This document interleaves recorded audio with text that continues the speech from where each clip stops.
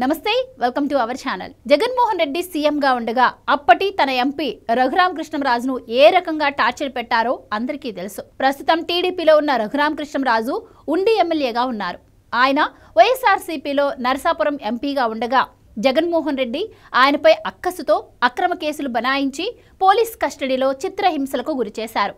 తన ఒంటిపై గాయాలన్నింటినీ చూపిస్తున్నప్పటికీ తాము అలాంటిదేమీ చేయలేదని అప్పట్లో బుకాయించారు. కానీ ఆ కేసులో అప్పుడు సిఐడి చీఫ్ గా వ్యవహరించిన సునీల్ కుమార్ అడ్డంగా బుక్కయ్యారు.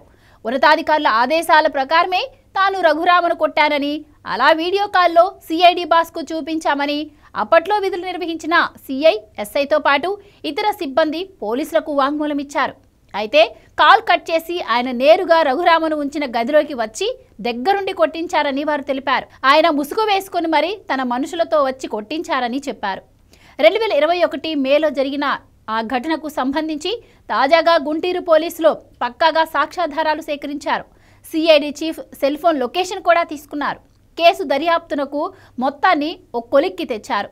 సొంత పార్టీలోనే ఉండి తన నిర్ణయాలను రఘురామ తప్పుబడుతున్నారని, తనకు వ్యతిరేకంగా మాట్లాడుతున్నాడనే అక్కసుతో జగన్ రెడ్డి రఘురామపై సిఐడి పోలీసుతో రాజద్రోహం కేసు పెట్టించారు. 2021 మే 14న అరెస్టు చేసి గుంటూరులోని సిఐడి కార్యాలయానికి తరలించి హత్యాయత్నం చేశారని రఘురామ ఆరోపించారు. జగన్ ప్రభుత్వం ఉండగా కేసు పెట్టడం సాధ్యం కాకపోవడంతో కూటమి ప్రభుత్వం అధికారంలోకి వచ్చాక జూలై 11న గుంటూరు నగరపాలెం పోలీస్ స్టేషన్లో రఘురామ ఫిర్యాదు చేశారు. మాజీ సీఎం జగన్, అప్పటి CID chief Sunil Kumar, intelligence chief PSR Anjaneyulu, విచారణ అధికారి విజయపాల్, అప్పటి జీజీహెచ్ సూపరింటెండెంట్ డాక్టర్ నీలం ప్రభావతిని నిందితులుగా చేర్చి వారిపై హత్యాయత్నం కేసులు నమోదు చేసి విచారణ చేయాలని ఆ ఫిర్యాదులో గుంటూరు ఎస్పీ సతీష్ కుమార్ను రఘురామ కోరారు.